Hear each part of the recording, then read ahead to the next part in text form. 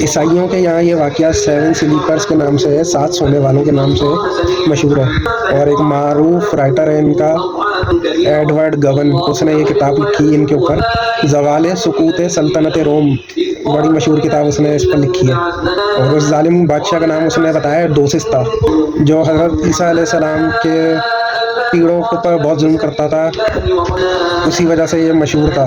اور وہ رائٹر کہتا ہے کہ یہ واقعہ ترکی کے شہر آفسس میں پیش آیا۔ ایڈورڈ گبن کے مطابق وہ بادشاہ۔ السلام علیکم دوستوں، کیا حال ہے؟ خیریت سے؟ امید کرتا ہوں سب خیریت سے ہوں گے۔ قرآن اللہ کی ایسی نعمت ہے جس کا آپ سوچ بھی نہیں سکتے ہیں، ایسی زبردست نعمت ہے اللہ کی، اور اللہ نے ازل سے ابد تک، پہلی دنیا بنانے سے لے کر دنیا کو تباہ کرنے تک اللہ نے سب فرمایا ہے۔ تو پڑھیں، لازمی قرآن پڑھیں، اس کی ترجمہ تفسیر کے ساتھ پڑھیں۔ لوگ حافظ بن رہے ہیں، حفظ کر رہے ہیں، بس وہ عربی پڑھ رہے ہیں، ان کو مطلب ہی نہیں پتہ ہے، تو لہٰذا اب تو سب آسان ہے، یہ رہا موبائل، اس میں آپ سرچ کریں، گوگل کریں، اس میں آپ کو تفسیر ترجمہ سب مل جائے گا۔ خرید لیں کتاب تو زیادہ بہتر ہے، قرآن مجید ترجمہ تفسیر کے ساتھ میرے پاس مفتی تقی عثمانی صاحب کی تفسیر والی قرآن کی کتاب ہے۔ تو ایسا زبردست واقعہ ابھی میں پڑھ رہا ہوں، اور میں نے کہا بھول نہ جاؤں، میں ویڈیو بنا لوں۔ اصحاب کہف، سورہ کہف کا ترجمہ تفسیر پڑھ رہا تھا میں۔ تو 7 بندے ہوتے ہیں جو کتاب توحید پر ایمان لائے ہوئے ہوتے ہیں، اور ان کی حکومت کا بادشاہ ہوتا ہے وہ غیر مسلم ہوتا ہے۔ یہ واقعہ جو میں بیان کر رہا ہوں، میں نے آج تک نہیں سنا، کسی بھی یوٹیوبر سے، کسی بھی عالم سے، کسی بھی بندے سے میں نے نہیں سنا یہ اصحاب کہف کا واقعہ۔ یہ مکمل آپ کو ڈیٹیل میں سنا رہا ہوں، آپ لازمی یہ سنیں اور اینڈ تک دیکھیں، اور اس کو آگے تک جتنا ہو سکے پھیلائیں۔ تو 7 بندے ہوتے ہیں، کتاب توحید پر ایمان ہوتا ہے ان کا، اور بادشاہ جو ہوتا ہے وہ بڑا ظالم بادشاہ ہوتا ہے، نان مسلم ہوتا ہے، ایتھسٹ ہوتا ہے۔ تو وہ ان کی تلاش میں ہوتا ہے، وہ سب کو مار رہا ہوتا ہے جو مسلمان ہوتے ہیں، تو یہ لوگ بھاگتے ہیں، یہ لوگ وہاں سے بھاگتے ہیں، اور غار ملتی ہے ان کو، وہاں چھپ جاتے ہیں جا کر، اور چھپ کے آرام فرماتے ہیں، اور وہ 309 سال تک سوتے رہتے ہیں، یہ تو سب نے سنا ہے۔ تو یہ نمبر بھی کریکٹ نہیں ہے، 309 سال تک، واللہ عالم، اللہ بہتر جانتا ہے۔ سب نے اپنی اپنی رائے دی ہے، کہیں سے کسی مؤخرین نے کچھ دی ہے، کسی نے کچھ دی ہے۔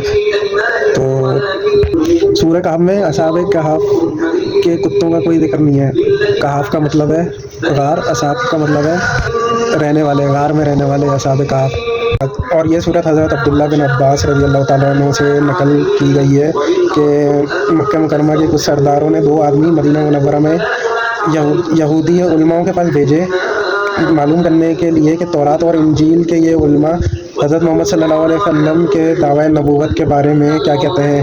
یہودی علماء نے ان سے کہا کہ آپ حضرت محمد صلی اللہ علیہ وسلم سے یہ 3 سوال پوچھیں، اگر وہ ان کا صحیح جواب دے دیں تو سمجھ لینا کہ وہ واقعی اللہ تعالیٰ کے نبی ہیں، اور اگر وہ صحیح جواب نہ دیں تو سمجھ لیجیے گا کہ وہ دھوکہ دے رہے ہیں، ان کا نبوت کا دعویٰ صحیح نہیں ہے۔ پہلا سوال یہ تھا کہ ان نوجوانوں کا وہ عجیب واقعہ بیان کریں جو کسی زمانے میں شرک سے بچنے کے لیے اپنے شہر سے نکل کر غار میں چھپے تھے۔ تو یہ واقعہ میں یہی سنا رہا ہوں، یہ جا کر واپسی نبی کے پاس پوچھتے ہیں یہ سارا واقعہ۔ تو اس واقعہ کا خلاصہ قرآن کریم اس طرح بیان کر رہا ہے کہ وہ سوتے رہے 309 سال تک، بھاگتے رہے مطلب غار میں چھپ گئے جا کے، اور سوتے رہے نیند کی بیداری میں، صحیح حالت میں، گوشت بھی ان کا صحیح تھا، اور بھوک کی کوئی فکر نہیں تھی۔ 309 سال، یار بتاؤ، اللہ کو کس کو دکھانا تھا؟ ہمیں دکھانا تھا۔ ہمیں یہ واقعہ بیان کرنے کا مقصد ہی یہی ہے۔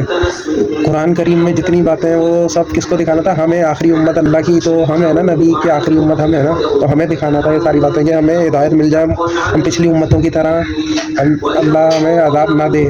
تو یہ بیانات قرآن میں اس لیے اللہ نے بیان کیے۔ تو خیر آگے چلتے ہیں۔ تو وہ مشرک بادشاہ تھا، وہ بہت ظالم تھا، اس نے حضرت عیسیٰ علیہ السلام کی پیڑوں پر بہت ظلم کیے ہیں۔ پیڑوں مطلب فالوورز حضرت عیسیٰ علیہ السلام کے جو مسلمان تھے اس امت کے، حضرت عیسیٰ کی امت کے۔ تو وہاں وہ غار میں چھپ گئے، اللہ تعالیٰ نے ان پر گہری نیند طاری کر دی۔ اللہ نے اس نیند کے دوران اپنی قدرت کاملہ سے ان کی زندگی کو سلامت رکھا 309 سال تک، یار بتاؤ، اور ان کا جسم گلنے سڑنے سے بھی محفوظ فرما دیا۔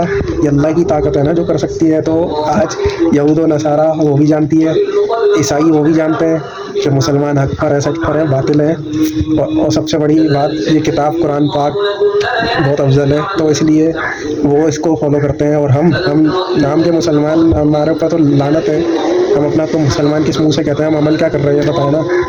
عیسائیوں کے یہاں یہ واقعہ 7 سلیپرز کے نام سے ہے، 7 سونے والوں کے نام سے مشہور ہے، اور ایک معروف رائٹر ہے ان کا ایڈورڈ گون، اس نے یہ کتاب لکھی ان کے اوپر، زوال سقوط سلطنت روم، بڑی مشہور کتاب اس نے اس پر لکھی ہے۔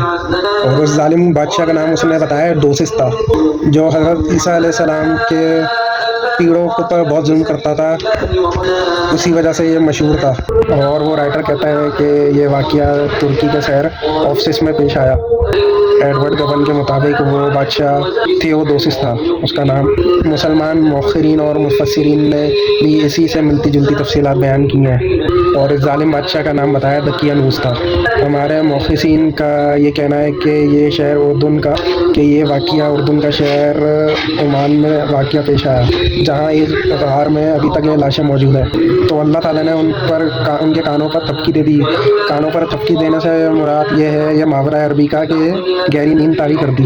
وجہ یہ کہ نیند جب شروع ہوتی ہے تو آواز آتی ہے، کان آپ کے آواز سنتے رہتے ہیں، اور اس کا سننا جب بند ہوتا ہے جب آپ مکمل گہری نیند میں چلے جاتے ہیں۔ تو وہ نیند ان کو 309 سال تک طاری رہی ان کے اوپر، مطلب سوتے رہے، اور جب سورج بھی ان کے اوپر سے طلوع ہوتا رہا، غروب ہوتا رہا، انہیں کوئی فرق نہیں پڑا، کیونکہ غار کا رخ اس طرف تھا کہ وہاں پر سورج کی روشنی ایسے نہیں پڑتی تھی کہ ان کو لگے، محسوس ہو ان کو جا کے۔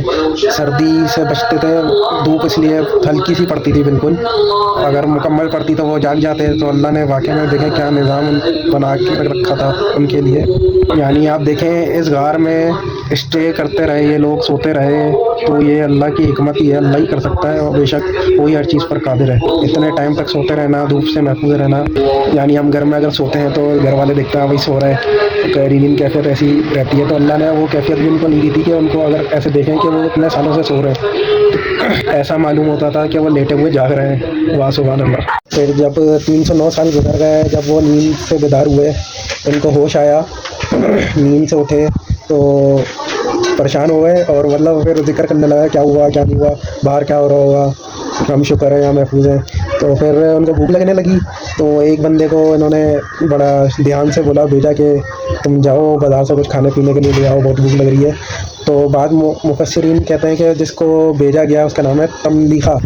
تو وہ تملیخہ شہر پہنچا کھانے کے لیے تلاش میں، تو دکان پر پہنچا تو بھائی اس نے بولا یہ چیز دے دو مجھے، تو اس نے سکہ اپنا نکالا جو 309 سال پرانا تھا، تو وہ نکال کے دیا، تو دکاندار حیران ہو پریشان رہ گیا، یہ تو اسی ملک کا ہے سکہ، لیکن یہ تو 300 سال پرانا سکہ ہے، یہ اس پیسوں میں مجھ سے خرید رہا ہے چیز۔ تو وہ فوراً اس بندے کو لے کر، جو اس وقت کا موجودہ بادشاہ تھا، وہ بڑا نیک ایماندار تھا، تو اس کے بعد لے کر چلا گیا اس کو، اور پھر بادشاہ نے ان تمام ساتھیوں کو بلا لیا اور جتنے تھے، تو اب کھانے کی دعوت دی، پھر ان کی کہانی سنی، کھانا کھلایا بادشاہ نے، ان کا سنا کہانی۔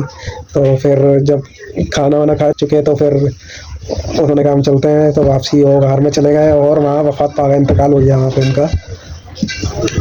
تو جو ابھی موجودہ بادشاہ تھا اس نے یہ قصہ سن رکھا تھا کہ فلاں پرانا بادشاہ ایسا تھا، ظالم تھا، اور وہ نوجوان غائب ہو گئے تھے اس کی حکومت میں، تو بڑا وہ بھی بادشاہ حیران و پریشان، اور سارے لوگ پریشان ہو گئے تھے کہ واقعی یہ واقعہ تو سچ ہو گیا، یہ 7 لوگ نوجوان جو آئے ہوئے تھے یہ وہی ہیں، اور ان کے پاس تو سکے بھی وہی ہیں۔ تو اس وقت کا موجودہ بادشاہ جو تھا وہ پکا پختہ ایمان والا تھا، آخرت اور زندگی پر ایمان رکھتا تھا، کہ کہتا تھا کہ یہ دنیا فانی ہے، اور لیکن لوگ جو تھے اس کے حکومت کے جو لوگ تھے، پبلک تھی، وہ آخرت پر ایمان نہیں رکھتی تھی، وہ شک و شبہات رکھتی تھی قیامت کے بارے میں۔ تو وہ دعا کرتا تھا بادشاہ کہ یا اللہ کچھ دکھا دے، ایسا معجزہ کر دے کہ آخرت پر ان لوگوں کا ایمان ہو جائے، میری لوگوں کا حکومت کے ایمان ہو جائے۔ تو اللہ کی ایسی کرنی ہوئی کہ یہ واقعہ ان لوگوں کے سامنے آ گیا جو انہوں نے سنا کرتے تھے، جیسے ہم سنتے ہیں واقعات پرانے، تو وہ ان کے سامنے پیش ہو گئے وہ لوگ، اور انہیں کے سامنے وفات پا گئے۔ تو اللہ کو دکھانا تھا لوگوں تک، اور ہمیں بھی دکھانا تھا۔ کیا بڑی بات ہے، کیا بڑی اللہ نے واقعہ پیش کیا یار، ہم سوچ بھی نہیں سکتے۔ اللہ اتنا ہر شے رگ سے زیادہ قریب ہے ہم سے، اتنا قادر ہے۔ تو اسی دور حکومت میں، اسی شہر میں جہاں ان کی زندگی کے لالے پڑے ہوئے تھے جان کے، اسی شہر میں ان کی اتنی عزت ہوئی کہ وفات کے بعد وہاں کی لوگوں نے کہا کہ ان کا کوئی یادگار بنائی جائے، ان کی چیز۔ تو سب نے مل کر ڈیسائیڈ کیا، لوگوں نے طے کیا کیا کریں۔ تو جب طے ہوا تو ان کی غار کے اوپر ایک مسجد بنا دی گئی ان کے ناموں سے۔ تو لوگوں کو کوئی نام نہیں پتا تھا، کیونکہ کوئی نسب ان کی تھی نہیں، 300 سال پرانی تھی، تو لوگوں نے ایسے ہی نام رکھ کے سرسری مسجد بنا دی۔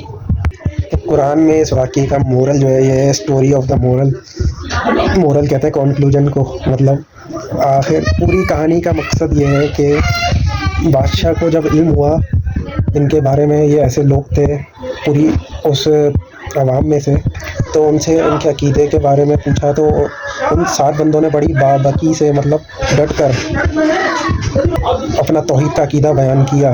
یعنی جب تم نے دین حق اختیار کر لیا ہے اور تمہارے شہر کے لوگ تمہارے مخالف ہو گئے ہیں، تو ایسی غار میں جا بیٹھو. تو آپ اس دین کے مطابق عبادت کرنے کی یہی صورت ہے کہ شہر سے باہر نکل کر کسی غار میں جا کر چھپ کر بیٹھ جاؤ اور کسی کو تمہارا پتہ نہ چل پائے. تو میرے بھائیوں، اللہ نے خالی ساتھ دیا ہے ایمان والوں کا. بس اگر آپ نے اپنی زندگی ایمان پر لگا دی تو آپ کی زندگی ایسی کہ آپ سوچ ہی نہیں سکتے. تو اللہ پاک مجھے اور آپ لوگوں کو ہدایت دے، اور دعاؤں میں یاد رکھیں بھائی کو، اور آگے سے آگے یہ پھیلائے. پورا واقعہ کسی نے ایسے نہیں بیان کیا جتنی ڈیٹیل میں نے کیا ہے قرآن پاک پڑھ کر اس کی ترجمہ تفسیر کے ساتھ. تو وہ اجازت دیجیے عبدالباسط خان زادہ کو. اگر زندگی رہی تو اگلی ویڈیو میں انشاءاللہ پھر ملاقات ہوگی کسی دوسرے بیان میں. خدا حافظ.